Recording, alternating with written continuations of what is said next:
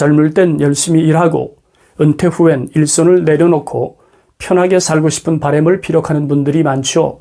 물론 저도 마찬가지입니다. 은퇴 후엔 돈 걱정, 건강 걱정 하지 않고 살 수 있었으면 좋겠습니다. 하지만 은퇴자의 현실에서 그런 기대를 실현하면서 살고 있는 사람은 많지 않죠. 은퇴 후엔 희망하는 돈도 건강도 개인이 원하는 대로 이루어지는 일이 쉽지 않으니까요. 그렇다고 해서 은퇴하고 나면 어떻게 되겠지 하고 손을 놓고 있을 수는 없습니다. 분당에 살고 있는 은퇴자 P씨는 제게 이런 말을 하더군요. 은퇴는 은퇴하고 생각해도 늦지 않다고 말하는 사람들이 많은데 그건 은퇴를 너무 얕잡아 보는 사람들이 하는 말이에요.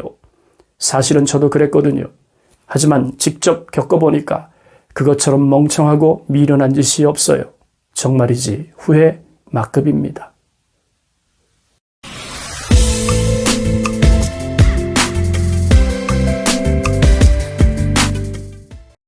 안녕하세요. 은퇴 유튜브를 운영하는 고갈TV 이종범입니다. 오늘은 평생 현역과 관련해서 우리가 잘 알고 있는 국민연금, 공무원연금, 사학연금, 그리고 군인연금을 비교하고 일과 연금이 어떤 보완점을 가지고 있는지 살펴보겠습니다. 그래서 오늘 영상은 은퇴 전에 전문가들이 말하는 가장 확실한 노후 대비책, 평생현역, 평생연금이라고 정했습니다. 사실 말이 쉽지 평생현역으로 사는 문제는 쉽지 않은 난제 중에 하나죠. 제가 고민하는 평생현역은 은퇴 후 20년입니다. 굳이 나이로 한정한다면 60세에 은퇴하고 추가로 20년 정도 경제적 생산성을 담보되는 일을 하자는 것이죠. 그렇다고 해서 은퇴 전에 일했던 것처럼 월 209시간씩 일하는 것은 아닙니다. 현실적으로 그렇게 일하는 것도 어렵고요. 그런 측면에서 생각하면 은퇴 후에 일과 연금은 상호 보완 관계를 이룬다고 할 수 있습니다. 제가 희망하는 은퇴 후 20년 소득은 은퇴 후 10년은 400만 원 이상, 70세 이후부터는 매월 300만 원 이상의 소득이 발생되는 것입니다. 물론 물가 상승률이 반영된 소득이죠. 몇몇 분은 콧방귀를 뀌는 분도 있을 겁니다.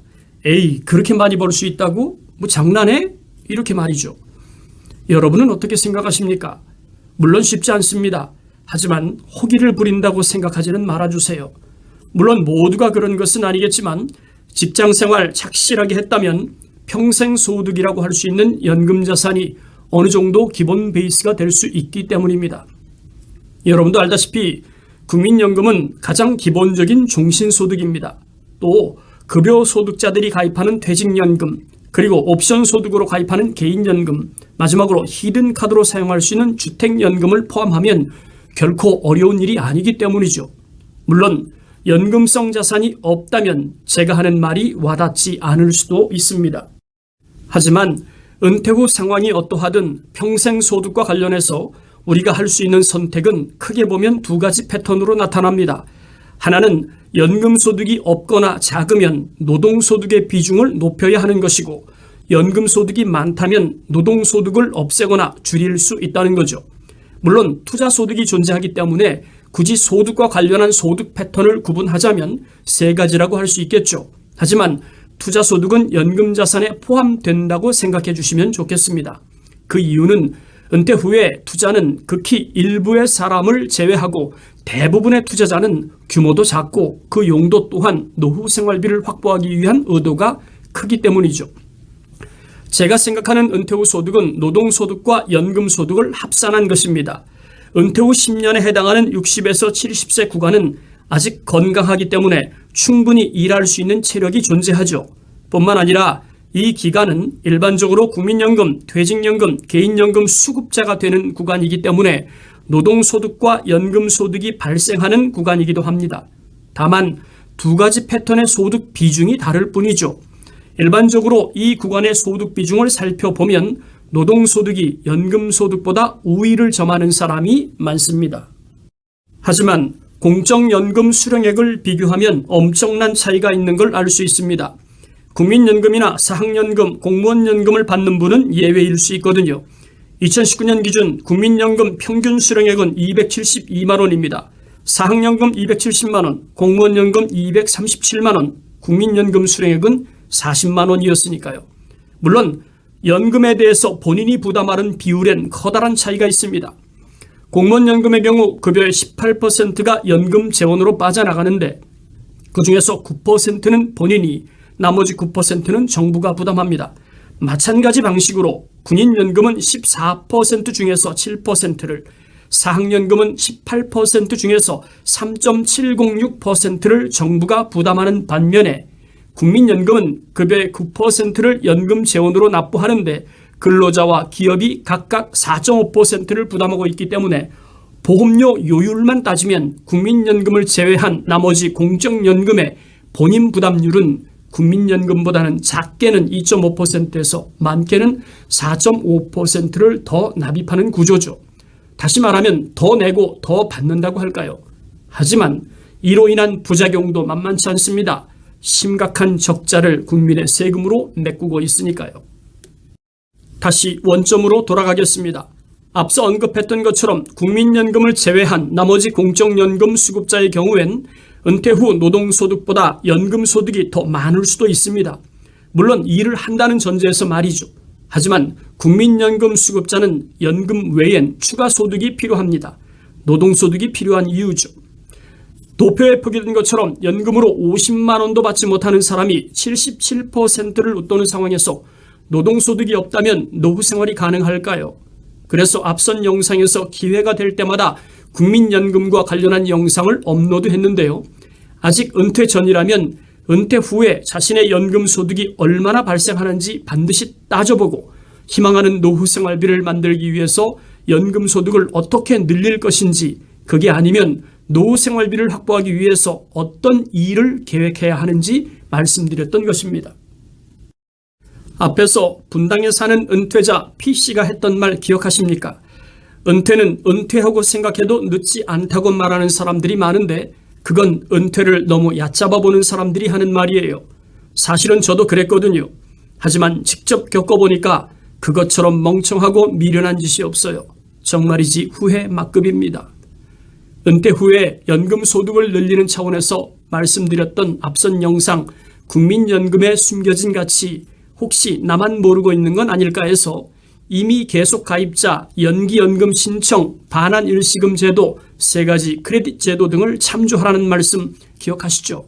이것 외에도 국민연금을 수령하고 있는 60대에서 70대들이 어떤 걱정을 하는지 3편의 영상을 추가로 준비하고 있습니다. 이 또한 업로드 주기에 맞게 올리도록 하겠습니다. 오늘의 초점은 일하는 노후입니다. 냉정하게 말하면 은퇴에 임박한 사람들의 연금 소득은 이미 어느 정도 결정된 일이라고 할 수 있습니다. 하지만 은퇴 후에 할 일은 아직 결정되지 않았죠. 이 문제는 아직 은퇴 전이라면 시간이 있습니다. 물론 은퇴했다고 해도 가능합니다. 차이가 있다면 희망하는 소득을 얼마로 볼 것인가에 따라서 달성하는 소득의 크기만 다를 뿐이죠. 문제는 은퇴 후에 어떤 일을 할 것인지 고민해야 합니다. 그냥 막연히 어떤 일이든 하면 되겠지 하고 생각하면 착각이라는 말씀을 드리고 싶네요. 은퇴 전에 경험한 세상이 만만치 않았던 것처럼 은퇴 후에 만나는 세상은 더 만만치 않을 거라고 생각하기 때문이죠. 그렇다면 겸허한 마음으로 은퇴 후를 위한 대비책을 마련해야 합니다. 제 생각에 동의하신다면 이런 질문이 도움이 될 것 같습니다. 첫 번째 질문입니다. 은퇴 후에 어떤 일을 하고 싶은가요?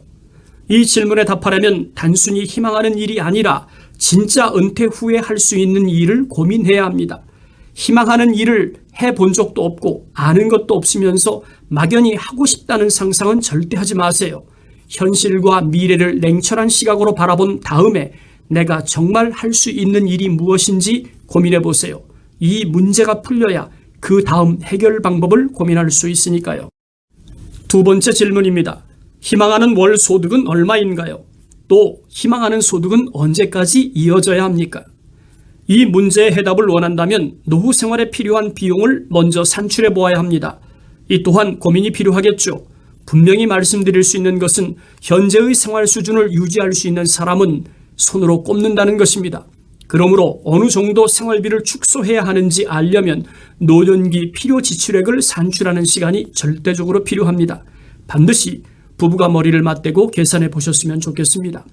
세 번째 질문입니다. 희망하는 일을 위해 지금부터 무엇을 어떻게 준비해야 할까요? 이 문제의 답을 원한다면 자신에게 질문하고 답해야 할 것이 많습니다. 가령 희망하는 일이 정말 하고 싶은 일인지 그냥 해보고 싶은 일인지 고민해 보세요. 그리고 그 일이 지금부터 은퇴 전까지 노력하면 가능한 일인지 노력해도 쉽지 않은 일인지도 고민해야 합니다. 또 그 일의 목적이 경제적인 생산성을 확보하는 일인지 단순하게 취미나 여가생활 차원의 일인지도 분명히 해야 하겠죠. 원하는 건 노후소득인데 실상은 취미생활에 머문다면 역시 앞뒤가 맞지 않으니까요. 세 가지 질문에 대해 확고한 자기 철학이 생겼다면 이제 준비에 돌입하는 것입니다. 물론 이 외에도 따져볼 게 정말 많죠. 많든 적든 가지고 있는 자산을 어떻게 활용할 것인지도 중요합니다. 하지만 본 영상이 초점을 맞춘 것은 은퇴 후에도 일해야 하는 문제인 만큼 양해를 구합니다. 앞선 영상에서 저도 2번 정도 언급한 적이 있는데요. 토끼는 생존을 위해서 3개의 굴을 판다는 말 아시죠? 교토 3굴이 바로 그것입니다. 저는 이것이 우리가 토끼에게 배워야 할 은퇴 전략이라고 생각합니다. 특히 은퇴자라면 더욱 그렇고요. 물론 은퇴자에게 필요한 3개의 굴은 약간의 변동성이 존재합니다.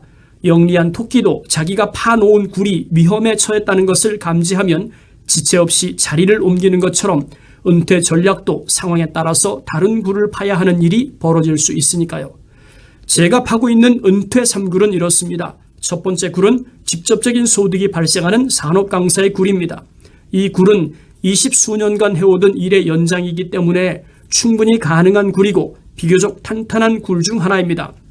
두 번째 굴은 글쓰기 굴이죠. 이 굴에서는 아직 직접적인 소득이 발생하지 않지만 간접적으로 소득이 발생하기 시작했습니다. 그것은 글쓰기를 통해 비축된 약 700편의 글 중에서 은퇴와 관련된 부분으로 유튜브 영상을 제작하고 있기 때문이죠. 마지막 세 번째 굴은 여행가의 삶입니다. 물론 아직 시행 전이죠. 은퇴 후가 그 시작입니다. 이 또한 글과 영상으로 연계할 생각입니다. 세 가지 모두 제가 좋아하고 즐거운 마음으로 지치지 않고 할 수 있는 일입니다. 저에겐 말이죠. 여러분은 어떤 노후를 희망하십니까? 평생 현역이 아니어도 좋습니다. 무언가 할 수 있는 일이 필요하다고 생각하시면 준비가 필요합니다. 또 평생 소득이 어렵다면 평생 연금이 필요하겠죠. 이 또한 치밀한 전략이 필요합니다. 전문가의 도움을 요청해 보세요. 하고 싶은 말은 많지만 다음을 기약하고 오늘 영상을 마쳐야 할 것 같습니다. 아무쪼록 본 영상이 여러분의 은퇴 설계에 조금이라도 도움이 되었으면 좋겠습니다. 행복하십시오.